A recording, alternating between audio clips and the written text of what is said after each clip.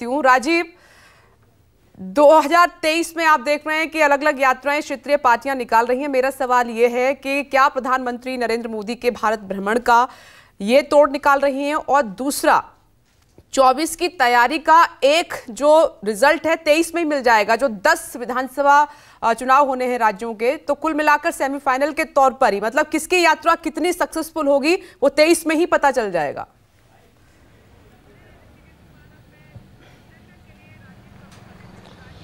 देखिए विपनेश, 2022 खत्म होते होते तक विपक्ष कहीं दिखाई नहीं दे रहा था। नरेंद्र मोदी के सामने विपक्ष का कोई चेहरा भी नहीं दिखाई दे रहा था, और विपक्ष कहीं न सड़क पे न संसद पे दिखाई दे रहा था। लेकिन 2023 शुरू होते होते राहुल गांधी की भारत जोड़ो यात्रा दिल्ली आते आते, और ये 2023 में जो यात्राएं जितने का जिक्र आप कर रही हैं, उससे देश में विपक्ष भी है ये दिखाई देने लगा है। लोग राहुल गांधी को, चाहे जिस वजह से, ये बात सही है कि जब उनकी यात्रा शुरू हुई तो कोई उनकी टी शर्ट किस कंपनी की है इसकी बात कर रहा था, कोई उनके जूते की बात विपक्षी कर रहे थे कि जूता कौन सा पहन के चल रहे हैं, टी शर्ट किस कंपनी की है और कितने की है इसकी चर्चा कर रहे थे। जब थोड़ी दाढ़ी बढ़ी तो गुजरात के चुनाव में एक मुख्यमंत्री ने उनको सद्दाम हुसैन से उनका मिलता चेहरा कहा।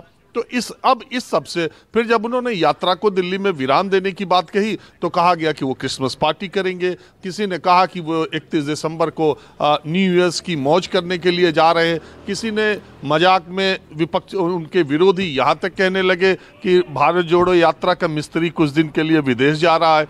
ये सब बातें करते रहे, लेकिन राहुल गांधी का उस पर कोई फर्क नहीं पड़ा। और अब राहुल गांधी की जो यात्रा चल रही है उससे एक सियासी चर्चा हो रही है, और राहुल गांधी को लोग कान देने लगे हैं, राहुल गांधी को लोग देखने आने लगे हैं। मैं उस यात्रा में कई दिन था और मैं ये देखता हूं, जिस बेल्ट से अभी गुजर रही है उत्तर प्रदेश का, वो जाट मुस्लिम बेल्ट है, और जाट मुस्लिम गठबंधन आरएलडी का एक समय मजबूत गढ़ हुआ करता था। बहुत सारे गांव और बहुत सारे आम लोगों ने मेरे से खुद ही कहा कि ऐसा लगता है कि अब जयंत चौधरी को इस यात्रा में शामिल होना चाहिए या राहुल गांधी के साथ आना चाहिए। तो इतनी बात राहुल गांधी करने में कामयाब हो गए। लेकिन चुनाव एक अलग बात है, 2024 का चुनाव एक अलग बात है। वहां आपका मुकाबला नरेंद्र मोदी और अमित शाह से होना है। और दूसरी बात यह है कि अब देखने वाली बात होगी कि राहुल गांधी जिसकी चर्चा कर रहे हैं, जिस महंगाई की बात कर रहे हैं, भ्रष्टाचार की बात कर रहे हैं, नौजवानों की बात कर रहे हैं, रोजगार की बात कर रहे हैं, अग्निवीरों की बात कर रहे हैं, क्या इस पर चुनाव होगा, या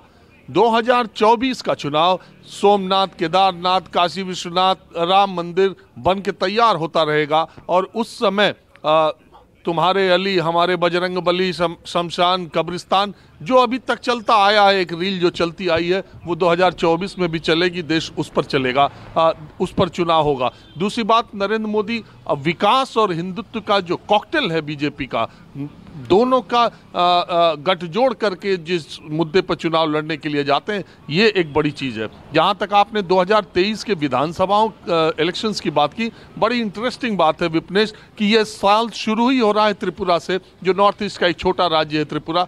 वहीं से आपको मालूम है कि 5 साल पहले 2019 के इलेक्शन से पहले ऐसे ही जब शुरुआत हुई थी 1 साल पहले की, तो वो हैरत अंगेज इलेक्शन रिजल्ट आया था त्रिपुरा से, जबकि वहाँ पर 2 दशक से ज़्यादा की कम्युनिस्ट सरकार, वहाँ पर उससे पहले वाले इलेक्शन में भारतीय जनता पार्टी को 1.5% वोट मिले थे, और 2018 के इलेक्शन में उसे 43% से ज्यादा वोट मिले।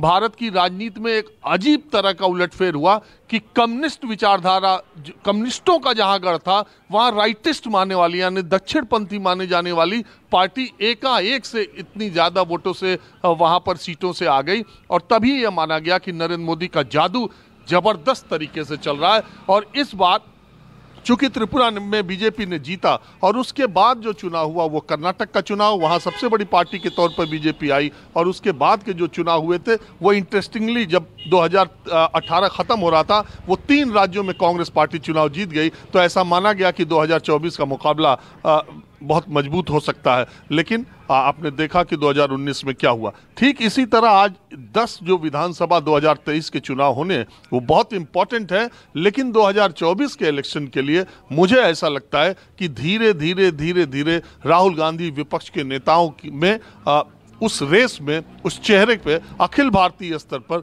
राहुल गांधी एक चेहरे के तौर पर भारत जोड़ो यात्रा के जरिए धीरे धीरे उस मुकाम तक पहुंच रहे हैं जहां वो विपक्षी नेताओं में सबसे बड़ा चेहरा शायद इस यात्रा के बाद बनने में कामयाब हो जाए। देखते हैं, क्योंकि आपका अनुभव है राजीव और आप यात्रा को कवर भी कर रहे हैं, माहौल भी देख रहे हैं। देखते हैं आपकी बात कितनी सच साबित होती है। फिलहाल तो अलग अलग यात्राओं पर निकले हुए हैं तमाम नेता। आती हूँ राजीव। नमस्कार, मैं हूं मानक गुप्ता।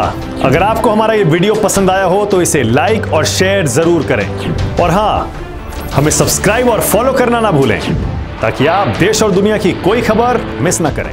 तो जुड़े रहिए हमारे साथ और देखते रहिए न्यूज़ 24।